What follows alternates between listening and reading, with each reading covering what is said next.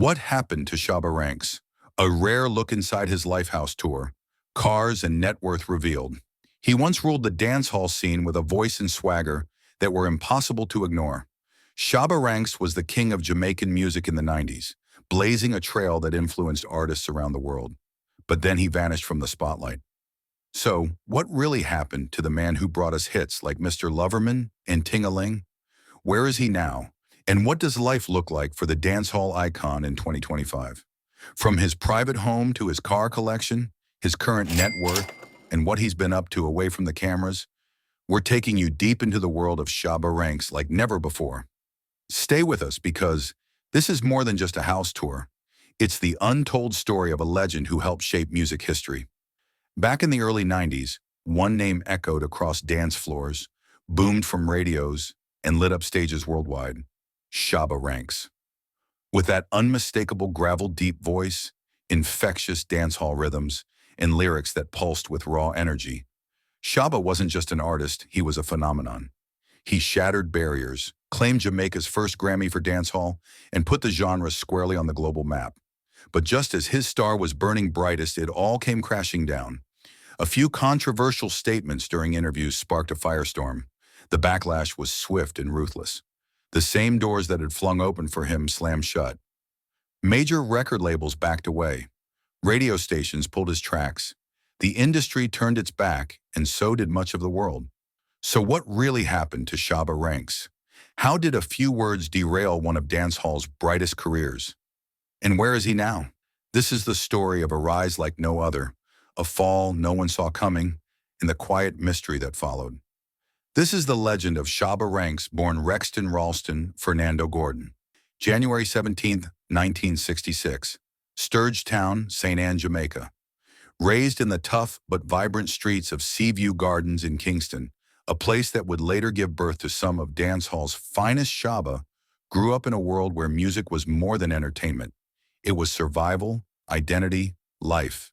His father, Ivan Gordon, was a hard-working bricklayer, but tragedy struck when Ivan passed away in 1990. Just as Shabba's career was exploding, his mother, Constance "Mama" Christie Gordon, remained rooted in Seaview Gardens. Thanks to the success of her son, she helped uplift the community he never forgot. From early on, Shabba was drawn to music, but fate had a funny way of nudging him toward destiny. As a teen, he landed a gig as a bottle collector at a local event. Nothing fancy, just work. But the headliner that night was none other than dancehall icon Josie Wales. Instead of picking up bottles, young Shabba stood frozen, eyes glued to the stage. The bass, the swagger, the crowd, it lit a fire inside him. Right there, in the middle of the noise and lights, he had a revelation. This was his path. That moment changed everything. After getting expelled from high school, many kids in Kingston might have given up. But Shabba, he was locked in. He wanted more, and people around him saw it. One day, Josie Wales spotted the young dreamer chilling with friends. Instead of brushing him off, he pulled Shabba aside and dropped some real talk about life, about choices, about potential. Then he offered him something unexpected, a chance. And that chance, it was just the beginning. The next day came with a spark of destiny. Josie Wales had invited young Shabba to join him in the studio, a chance of a lifetime. At that point, Shabba had only set foot in a recording studio once before. He was so wired with excitement, he didn't sleep a wink that night. What he didn't know was that this wasn't just any session. This was at a studio that, in time, would become legendary in Jamaican music history.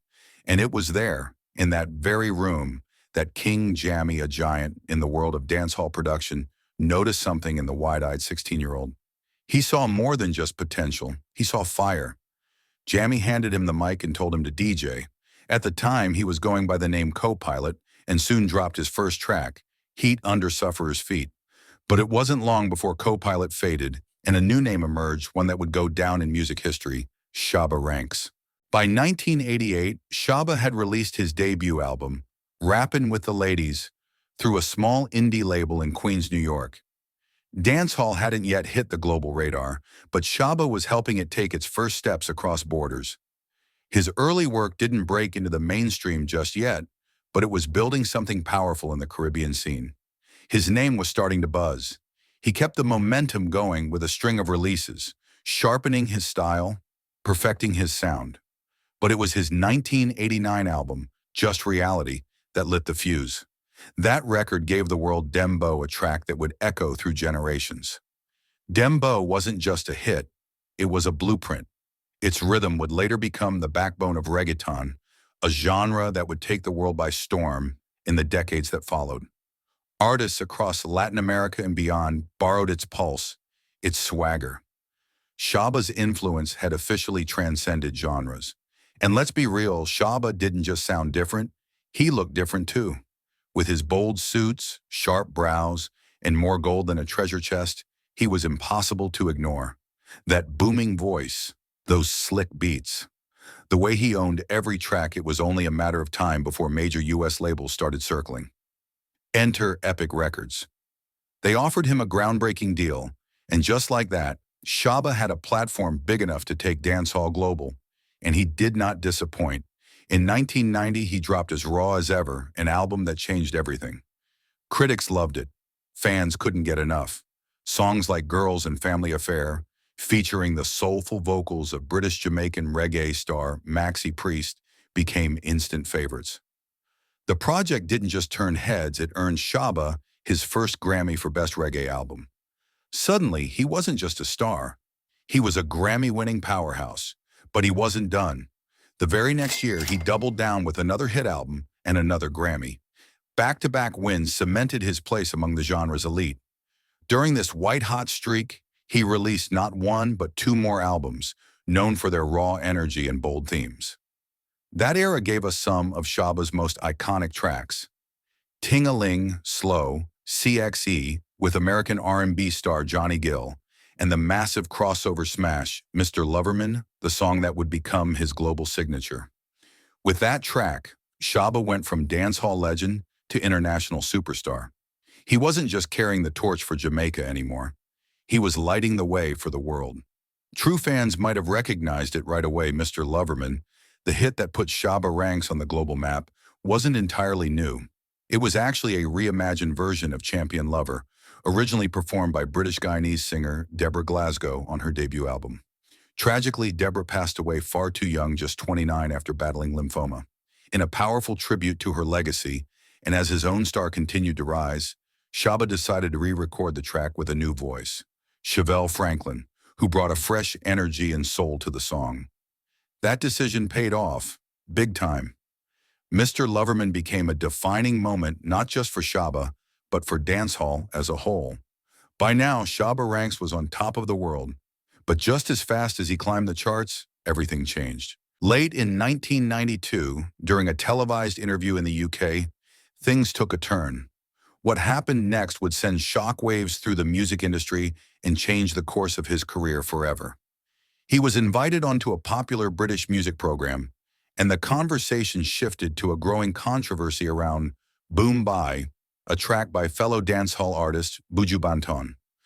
The song had been heavily criticized for promoting violence against the LGBTQ+ community, drawing sharp condemnation from human rights groups, including GLAAD. When asked about it, Shabba didn't back away from the topic. Instead, he doubled down. He echoed the sentiment behind the song, saying those who strayed from biblical teachings deserved to be crucified.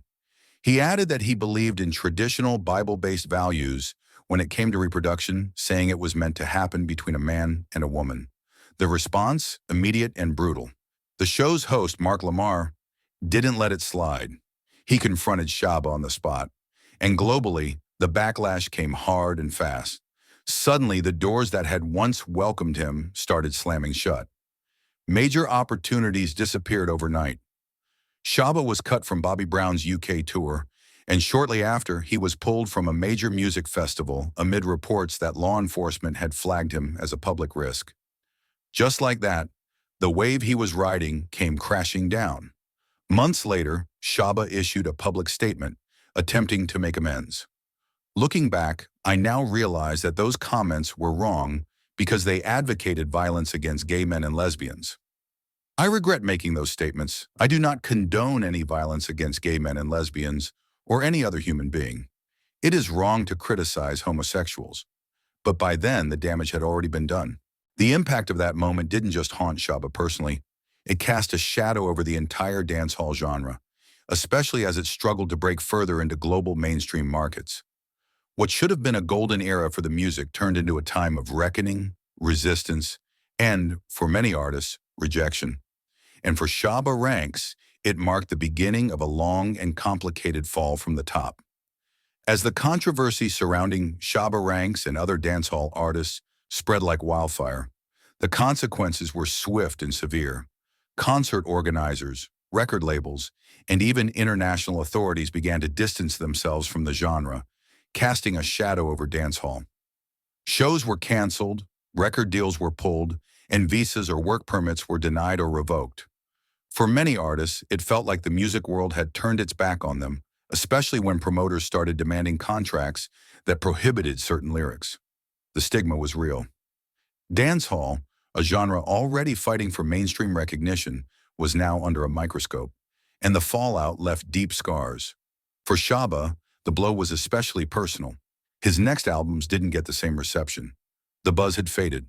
By the following year, Shabba found himself dropped by his record label, a harsh blow that forced him to reassess everything. The pressure was mounting, and disheartened by the industry's response, Shabba made a tough choice. He stepped away from the spotlight, deciding to put his career on pause and focus on what mattered most: his family. In a move that shocked many, Shabba relocated to the United States and embraced a quieter life with his wife, Michelle, whom he'd married in 1992. Together, they focused on raising their children and building a life outside the chaotic world of music. Years passed, and as his children grew, Shabba felt the itch to return to the music he had once dominated. In 2011, he made his comeback with the single None of Them, which featured both Shabba and Michelle. It was a fresh start, a statement that he was ready to re-enter the game. The following year, he joined forces with rapper Tech and Nine on the track Boy Toy, signaling to the world that Shabba was back and ready to reclaim his place in the industry. In 2013, the tides began to shift. A$AP Ferg dropped his hit song, Shabba, a tribute to the legendary artist that had shaped the genre. The song reignited interest in Shabba's legacy, and to everyone's surprise, he appeared in the music video, a powerful symbol of his ongoing relevance. Later that year, Shabba teamed up with Migos and Busta Rhymes for a remix of the song, further solidifying his presence in the modern rap scene. And then, in August 2013, rumors began to swirl that Shabba was working on a new album. Fans were on the edge of their seats, eagerly anticipating his return to the studio. But it wasn't until 2024 that Shabba made his most impactful comeback yet. In April, more than a decade after stepping back, he performed at a special event honoring Beverly Kelso, the last surviving member of the original Wailers. His appearance was more than just a performance, it was a statement that Shabba was back, fully embracing his place in the history of reggae and dancehall. His return didn't stop there. In August 2024, Shabba took the stage at the Reggae Land Festival in England, marking his first major performance in the UK in years. The crowd's energy was electric, and Shabba felt the connection with international audiences once again. Later that year, in November 2024, he rocked the Reggae Love Fest in New York City, cementing his place back in the live music scene. Shabba Ranks had officially returned, and this time, he was here to stay. Shabba ranks one name that echoes through the halls of dancehall history. With a legacy that's undeniable and a reported net worth nearing $2 million, Shabba has proven himself to be more than just a star. He's a true icon of the genre. The Grammy-winning artist has carved out a life of luxury, and right now he's living in a stunning home that's the perfect blend of city chic and timeless elegance. Today, Shabba calls New York City home, where he lives with his wife, Michelle, and their two sons, Rexton Jr. and Jawan. Their 5,000-square-foot residence stands as a quiet retreat from the hustle of city life, offering all the space and comfort a family could dream of. With 5 spacious bedrooms and 3 bathrooms, it's the perfect spot for Shabba to unwind, relax, and entertain, while still being close enough to the pulse of the city. The craftsmanship of the house is nothing short of spectacular. From the intricate woodwork that brings warmth and elegance to the interior, to the sleek modern amenities that make everyday living a breeze, this home has it all. And the kitchen? It's a chef's dream complete with a butler's pantry and a walk-in pantry, ideal for preparing family meals or hosting a gathering. For more formal moments, there's the sophisticated dining room, ready to set the stage for special occasions. But it's not just the inside that impresses.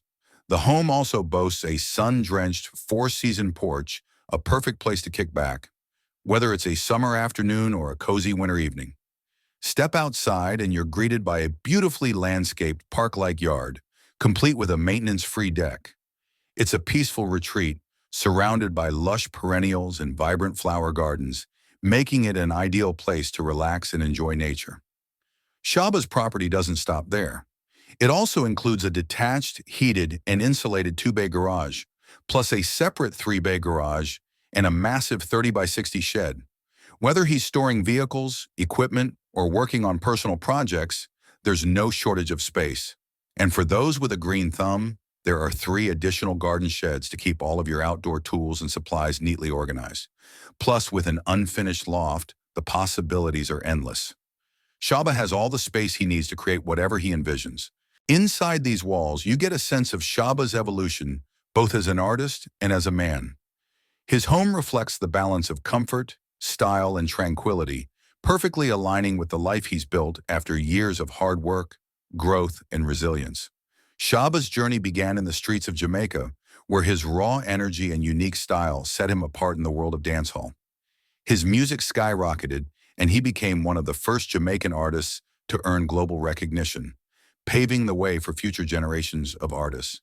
But as we all know, his career wasn't without controversy. After a series of inflammatory comments, Shabba faced a massive public backlash, and mainstream support dwindled. Even though his career took a hit, Shabba's impact on dancehall is undeniable. He inspired a generation of artists, and his legacy still resonates in the genre today. But here's the real question. Should Shabba Ranks have been given a second chance, or were the consequences of his words deserved? We want to know what you think. Drop your thoughts in the comments, and don't forget to like, share, and subscribe.